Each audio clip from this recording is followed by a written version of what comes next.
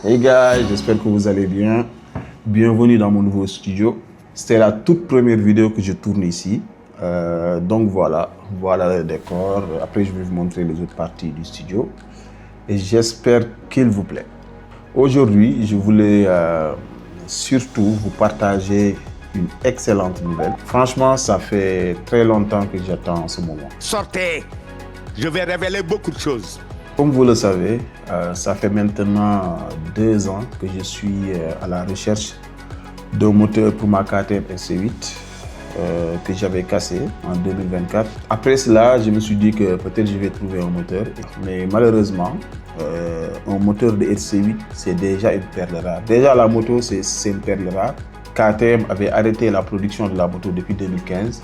Donc, cela fait que les pièces se font rares. Même ceux qui ont les moteurs à vendre, ils ne vont pas te vendre un moteur complet. Ils te le vendent en pièces détachées, quoi. Tu peux acheter le vilebrequin, les pistons et tout. Mais moi, je voulais un moteur complet, genre prêt à rouler. Tu prends, tu montes. Malheureusement, c'était quasi impossible à trouver. J'ai cherché partout. Si je vous dis partout, c'est partout. C'est la décision de Dieu. Il faut respecter. Sur eBay, sur Facebook Marketplace. J'avais des amis en France qui ont fait des recherches et tout, sur le Bon Coin, partout, mais j'ai rien trouvé. Et c'est là où Dieu m'est venu en aide. Merci Allah.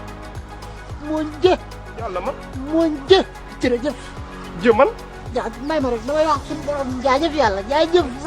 Dégg naa de. Mon mécanicien, il m'envoie une vidéo du moteur. J'hallucine, je lui dis, mais attends, il m'a dit, Omar, j'ai trouvé ce que tu cherchais pendant 2 ans.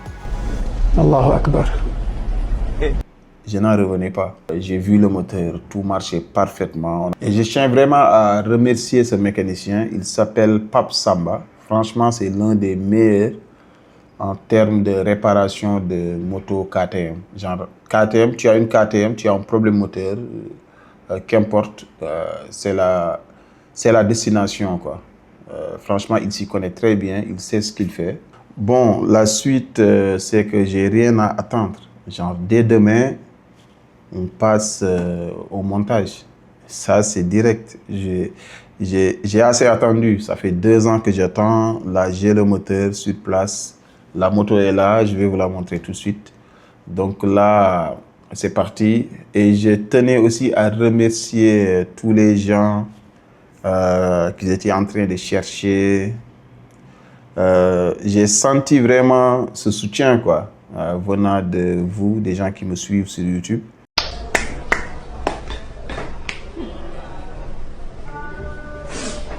Allez, big up, peace. Je vous mets les images de la moto.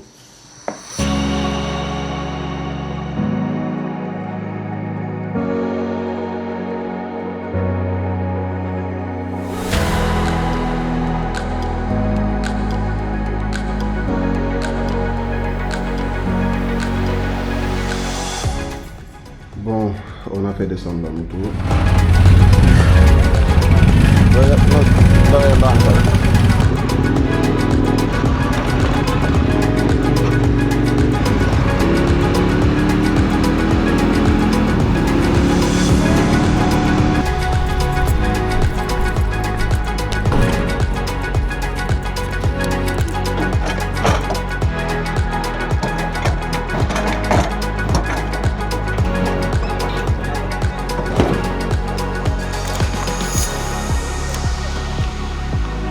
Yaakaar naa c'est bon de xool da ngay raam ndànk rek.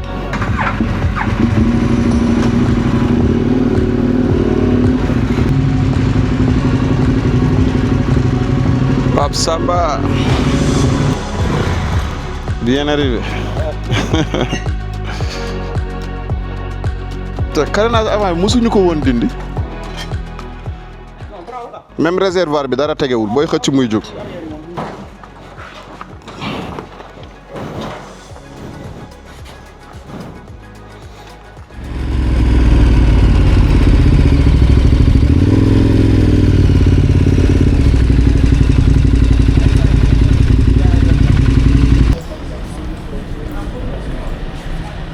Félicitations pour tes 65 ans. non. 65 ans du ay caaxaan. nga nit bu dundee ba am 65 ans dafa war a sant yàlla. war a sant yàlla. ah xool sikkim bi yëpp weex na. ah tu as vécu hein. Tu as vécu hein. Moi j'ai 24 ans. yéen su ngeen amee fit génn leen ngeen wax. La moto est restée 2 ans sans être allumée, quoi, exposée parfois à la poussière et tout. Qu'est-ce que tu me conseilles? Écoute, le produit que je peux te conseiller, c'est le Full Protect. Le Full Protect. Le Full Protect, ouais. Ok. C'est un multi-use lubricant. Lubrifiant multi-usage. Ok. Excellent pour tout ce qui est électricité, tout ce qui est boulonnerie, contre l'humidité, pour les Neyman, tout ce qui est clé. C'est un excellent produit, tu purges, c'est excellent, tu en mets un peu partout sur la moto. La moto, même si elle est garée 2 ans, tu en mets partout. Chaîne aussi. Il y en a qui prennent la pompe chaîne, qui mettent sur la chaîne, ils s'allument et ils partent. Non. Le produit, on te le dit c'est vraiment très simple, tu vois. Agiter, mettre le produit et attendre au moins 14 minutes. Ouais. Au moins 10 minutes. 10 minutes. Au moins. Voilà. Et en plus, avant de purger le liquide, il faut s'assurer que la chaîne n'est pas mouillée. Exactement. Ça sert à rien d'allumer la moto ou le scooter, de mettre en béquille, accélérer et que le produit s'en va. Ici, c'est là où j'expose tout ce qui est filtre à huile. Là, c'est tout ce qui est bougie. Aujourd'hui, au Sénégal, tu ne verras pas un magasin qui a toutes les références de bougies. D'accord. Toutes sortes de bougies, les bougies plates, iridium, bougies chaudes, bougies froides. On a toutes sortes de filtres à air, toutes sortes de marques de filtres à air. Ça, c'est la nouvelle collection de chez Ippon. C'est le cleaner kit. Ça vient avec le cleaner Well, ce qui nettoie les jantes de pneus et les pneus, et le moto watch pour nettoyer la moto. Ça vient avec le kit, une brosse spéciale et le truc et le jeu de gants. Il y a un autre, c'est le cleaner chain aussi. C'est celui-là. C'est le chain care, ça vient avec le lubrifiant, le nettoyant chaîne et la brosse. Ça, j'en aurais besoin aussi. Ça, c'est un produit Extraordinaire. C'est anti-corrosion, quoi. Anti-corrosion, ouais. En plus, ici, tu peux aller jusqu'à 136 degrés. Exactement. Vous imaginez. Et jusqu'à moins 38 degrés Celsius. Pour la moto, comme d'habitude, je vais mettre du Full Power Katana 10W60. C'est celle-là. Voilà. Elle est là. Full Power Katana, c'est du 100% synthétique Jazo MA2 API. Franchement, c'est la meilleure pour la sportive. Allez, Aboudi. Merci à toi. Merci à toi aussi. Adieu. Allez, big bro. Ok, on se capte. Jaïef. Bon les gars, on est bon, hein? On a pris tout ce dont on a besoin chez Espace Scooter. Donc si vous avez besoin des produits d'entretien et de maintenance, vous pouvez passer ici. On part chez mon mécano.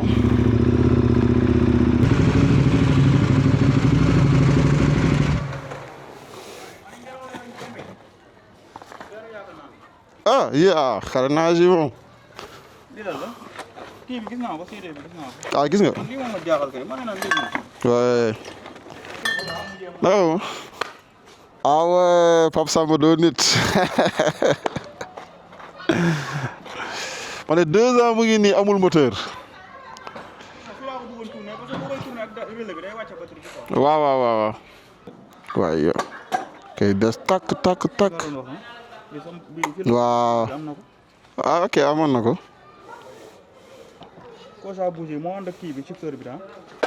Xaw ma moo nekk nii. Ah, pneu bi de. Day peer. waaw même dongle bi sax amoon na ci bee. Démonter nañ ligne d'origine bi. Donc la ligne à bi lañ ciy def. Le pot d'origine il est là. Il pèse 12 kilos, vous imaginez. 12 kilos. Ligne bi. Mais ni conteneur. xoolal bi benn baaraam sax mi dugg par rapport ak lii.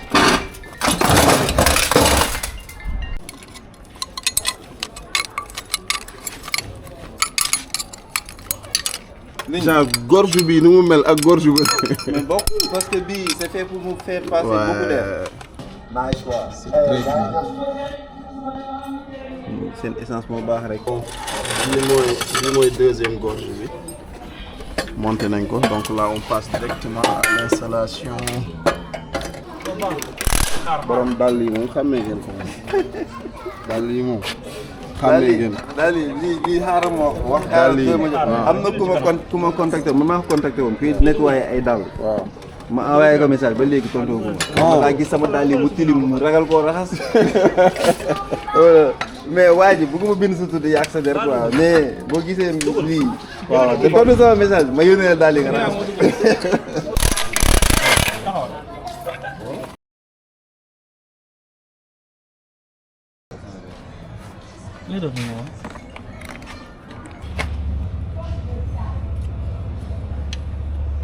flash na léegi de.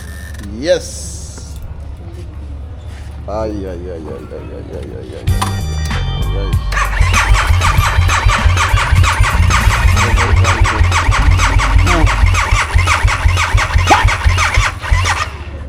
What the fuck? Xoolal moo indi batterie ñu maas courant.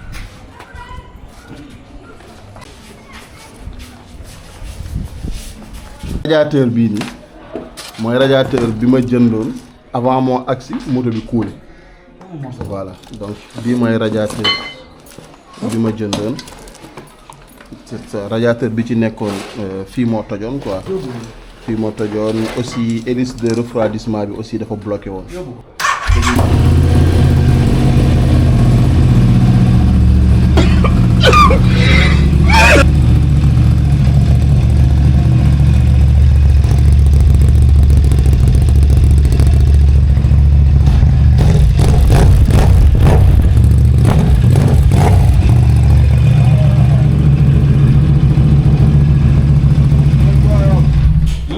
say bruit bi góore la bruit bee góore ah gars yi loo leen wax bruit bi góore na wala góorewul. aw na 8 bi.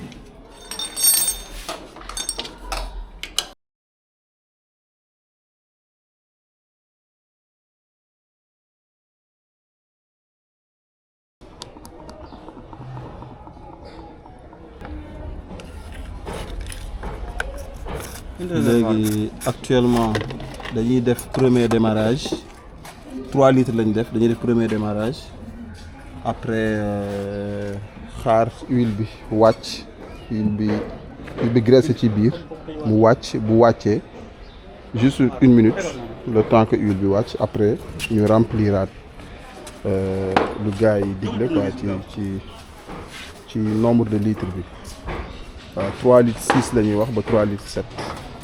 Bon, on a décidé de changer le pompe. Bi, c'est HS, mais je vais le garder quoi. Peut-être j'en aurai besoin de certaines pièces comme yini, affaire de quoi. Bon, là j'ai aussi graissé mon filtre à huile, filtre à air. Madou momako mayo. Merci Madou. Dis-moi pour nettoyer mon filtre là.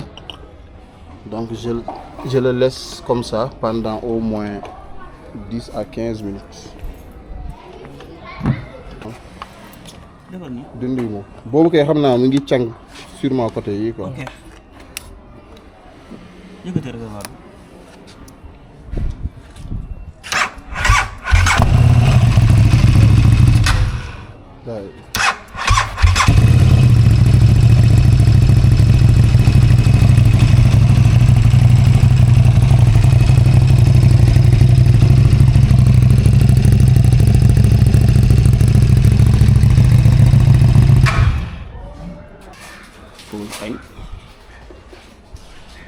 Yeah guys, lii mooy les tubes d'entrée d'air quoi. moo nekk nii fii lay jëlee air bi def nii dugg ci boîte à air bi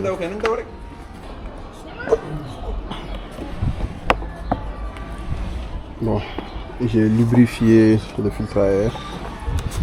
Du coup, je vais mettre cette graisse ici, aux alentours. Et ici. Bon, graisser dans toute cette partie. Les Américains disent sealing. Donc, il est ñëw rek emboîté wu comme ça du bàyyi yenn poussière yu sew sewaan yi di jàll quoi. Voilà. Kaayal rek. Bon, j'avais quelques pièces GB Racing.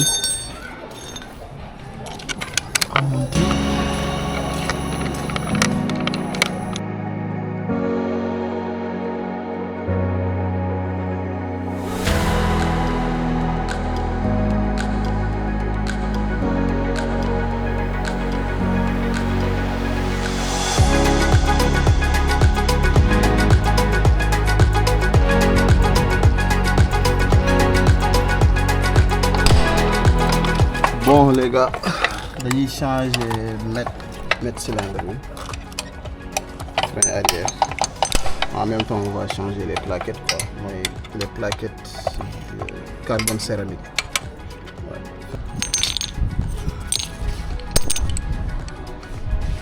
Des na lu bari. Kay da nga bëri kii rek. Nga baax rek.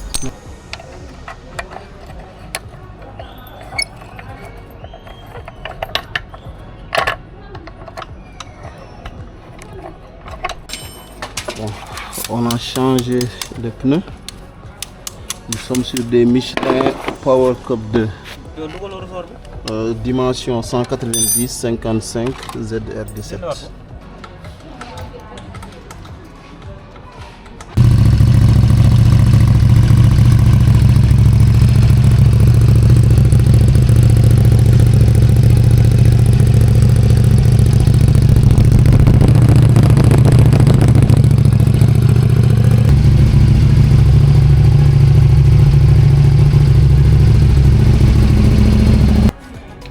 Changer le mano.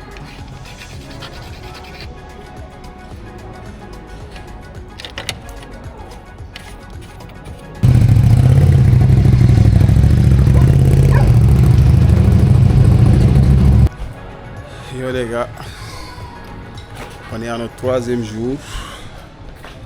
On a quasiment fini le montage. Dès demain, Inch'Allah, on va enchaîner sur la purge. Après purge, je vais changer la batterie parce que cette batterie elle est beaucoup plus haute. Donc il nous faut une batterie à sa taille.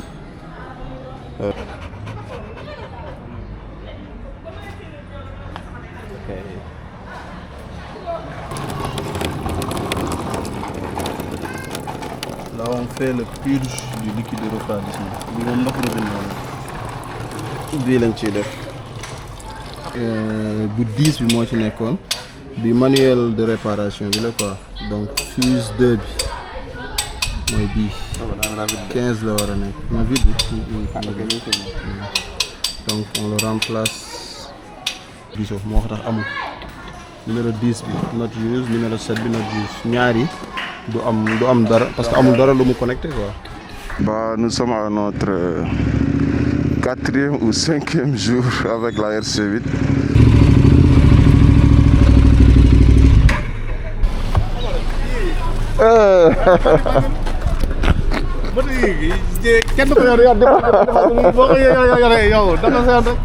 moo ma ko jaayoon nag mi ngi nii moo ma jaay moto bi léegi ay KTM lay jaay moo ma ko jaay. ñi koy dawal ak ñëw waa dara pour kàggate bi non. di saale di. léegi naa dugal ci maas bi rek grave. ah en tout cas moto baa ngi wow ba léegi de ah. fa ngeen toll gis ngeen su ngeen paaree. su ngeen paaree moom gis nga xoolal dara la ñu ne. gis ngeen moo ko dee. dara la ñu ne. mais naka wu. naka war. nga gisee. naka moto bi. xoolal ni ma gëjee Maris. non yow kay xabaar bi nga tudd. non man.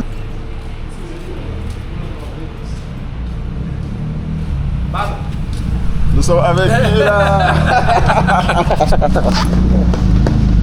Comment tu vas? Tranquille. Tu vas bien?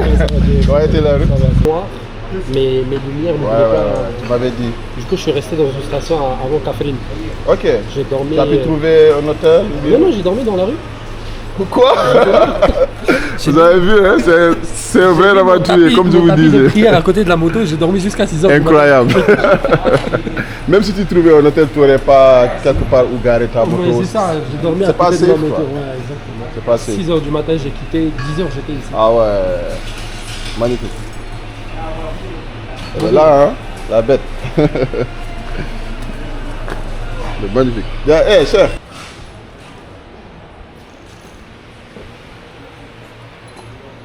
Ça, c'est les deux motos mythiques. Ouais.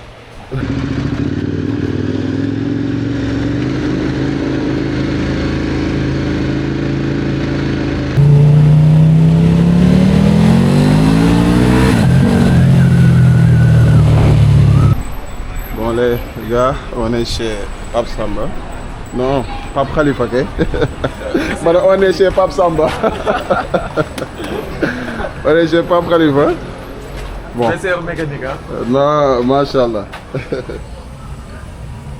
dañuy gis affaire bi ci réseaux sociaux yi rek. gars yi di partager et tout. fee mooy laboratoire bi quoi fële la affaire yi di xewee. fi la lépp di xewee. Ouais. En tout cas, le travail est propre. Fii la. Fii ci kaw ni mu am benn fissure.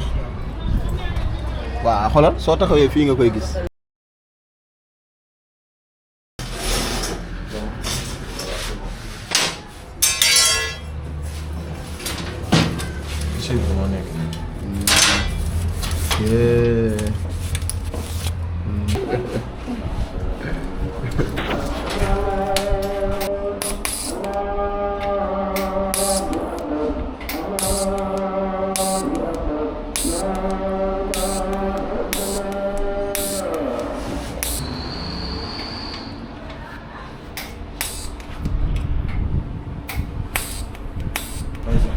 Ah d'accord. Ah ouais. Ouais. Ok.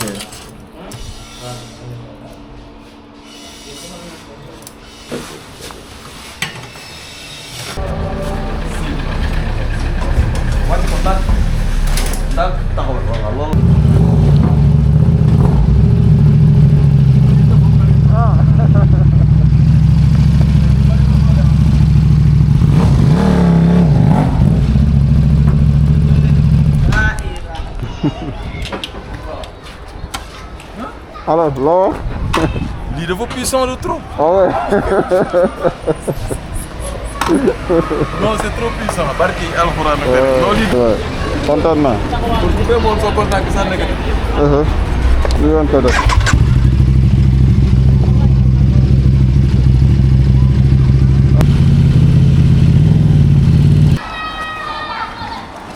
Yes. Bon les gars, on était dans les derniers réglages de la moto. Du coup, j'ai effectué le soudure sur le pot d'échappement qui a été fait par Pape Khalifa. On a pu faire le montage du carénage bas du moteur. Ça, voilà. Là, tout est au complet. Voilà. Tout est bien installé. Là, on va passer au nettoyage de la moto. On va aller chez Milko. D'accord. Elle est complètement finie. On a mis tout le nécessaire.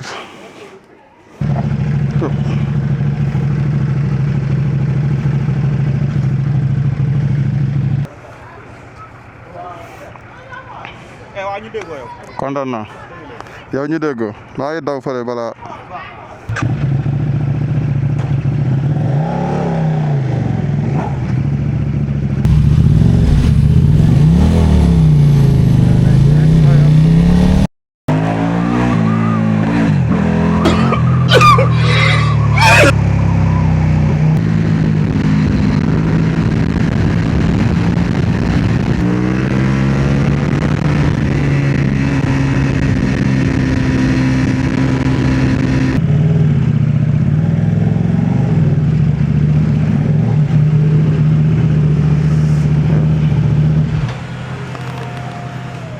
yaa waaw.